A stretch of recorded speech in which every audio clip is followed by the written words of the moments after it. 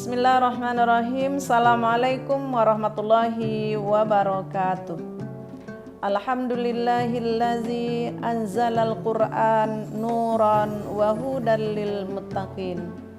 Wassalatu wassalamu ala Rasulillah. Asyhadu an la ilaha illallah wahdahu la syarikalah wa asyhadu anna Muhammadan abduhu wa rasulullah nabiyya ba'da amma ba'du. Amsayna wa bika nahya wa bika namutu wa ilaihin nusur. Rasa syukur yang mendalam yang takkan pernah kita tinggalkan di hati kita, karena Allah berikan karunia nikmat yang tak terhingga, sehingga Allah beri kesempatan, Allah beri kesehatan kepada kaum muslimin dan muslimat, sobat muda di mana saja berada, bahwa pada sampai saat ini kita masih bisa melaksanakan ibadah saum kita dan melaksanakan rangkaian-rangkaian ibadah sunnah yang menunjang pelaksanaan puasa kita pada hari ini. Salawat dan salam kepada Rasulullah Muhammad sallallahu alaihi wasallam. Allahumma sholli ala Muhammad wa ala ali Muhammad. Rasulullah pembawa Al-Qur'an. Wa ma yantiqu anil hawa in huwa illa wahyu yuha. Apa yang diucapkan oleh Rasulullah Shallallahu Alaihi Wasallam merupakan wahyu yang didatangkan oleh Allah Subhanahu Wa Taala. Kaum muslimin, kaum muslimat, sobat muda di mana saja berada. Pada sore hari ini kita ingin mengkaji tentang surat Al-Baqarah ayat 185. A'udzubillahi minasyaitonirrajim. Bismillahirrahmanirrahim. Syahrul Ramadan alladzi unzila fihi al-Qur'an hudan lin-nasi wa bayyinatin minal huda wal furqan. Wa qala Allah Ta'ala fi ayatil ukhra dzalikal kitab la raiba fihi hudan lil muttaqin. Pemirsa yang berbahagia, dua ayat yang dibacakan tadi, sesungguhnya Allah telah menurunkan Al-Qur'an, telah menurunkan sebuah kitab yang amat mulia, yaitu Al-Quran yang Allah turunkan pada bulan yang amat mulia ini. Allah turunkan kepada Nabi Muhammad SAW. Untuk apa Allah turunkan Al-Quran? Sebagaimana yang dinukilkan dalam surah Al-Baqarah 185 tersebut. Sebagai hudan, sebagai petunjuk, sebagai hidayah, sebagai pedoman, sebagai acuan untuk menjalani kehidupan umat manusia menuju kehidupan akhirat. Tentunya juga di dalamnya terdapat panduan-panduan ke dunia. Kemudian di dalam surah Al-Baqarah Allah sebutkan dzalikal kitabu la raiba fihi hudan lil muttaqin. Ada kosakata hudan. Di sana menyebutkan bahwa Al-Quran yang Allah turunkan di dalam bulan suci Ramadan itu merupakan petunjuk.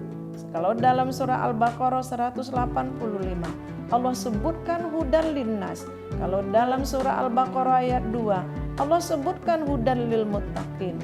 Kata kuncinya tetap hudan, yaitu petunjuk yang Allah berikan kepada orang-orang yang bertakwa dan juga kepada manusia secara umum. Kalau dilihat dari konteks ayat 185, sesungguhnya Al-Quran diturunkan bukan terkhusus untuk umat Islam saja, namun lebih umum. Buktinya Allah Subhanahu wa Ta'ala menggunakan kata-kata linnas, hudan linnas, bukan saja hudan lil muttaqin atau hudan lil muslimin, akan tetapi Allah gunakan hudan linnas. Artinya apa? Di dalam Al-Quran tersebut Allah sebutkan petunjuk, pedoman bagi umat manusia semesta alam ini untuk melihat Al-Quran sebagai rambu-rambu dalam kehidupannya, baik dalam hidup bermuamalah ataupun dalam hidup beribadah.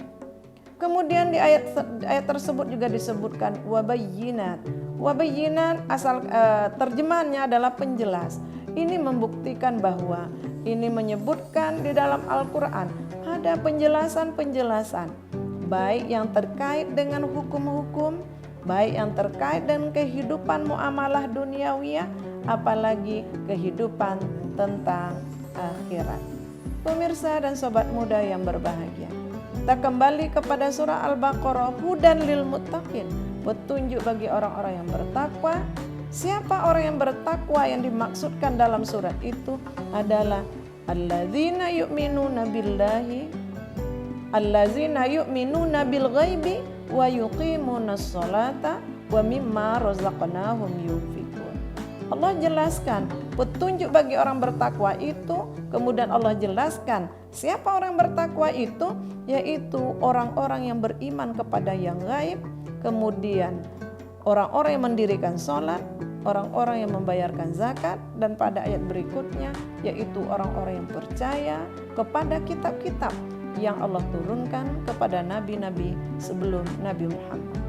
Pemirsa yang berbahagia, kalau kita lihat hadis Nabi SAW, Al-Quran akan berdaya, Al-Quran akan memberi faedah kepada kita, diantaranya adalah dengan cara membacanya.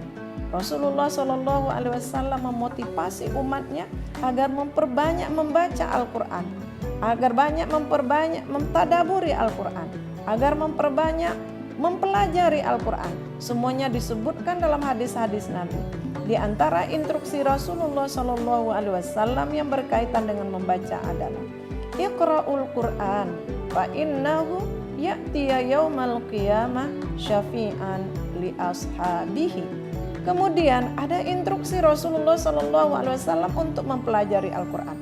Meskipun Rasul menggunakan kosakata yang menyebutkan berita bagaimana Jibril dengan Rasulullah SAW pada bulan Ramadan, yaitu fayudarisuhu, darasa yudarisuhu.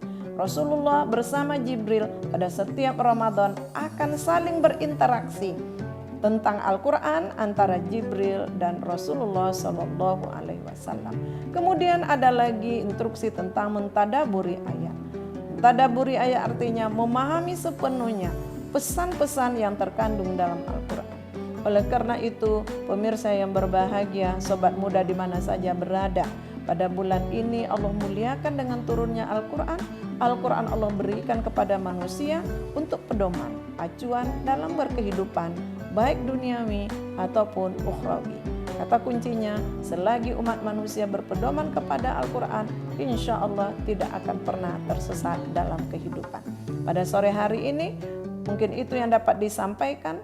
Namun sebelum itu, kami dari SMK Muhammadiyah 2 Pekanbaru, dari Studio Desain Komunikasi Visual, menghimbau kepada calon alumni siswa SMK Muhammadiyah 2, yaitu siswa SMP dan MTS sekota ataupun seprovinsi atau Indonesia, silakan bergabung dengan SMK Muhammadiyah 2 Pekanbaru.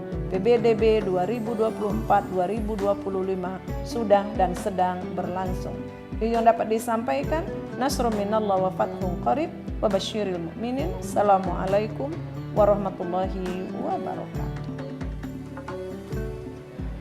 Keluarga besar SMK Muhammadiyah 2 Pekanbaru mengucapkan selamat berbuka puasa. Semoga amal ibadah kita pada hari ini diterima oleh Allah Subhanahu wa Ta'ala.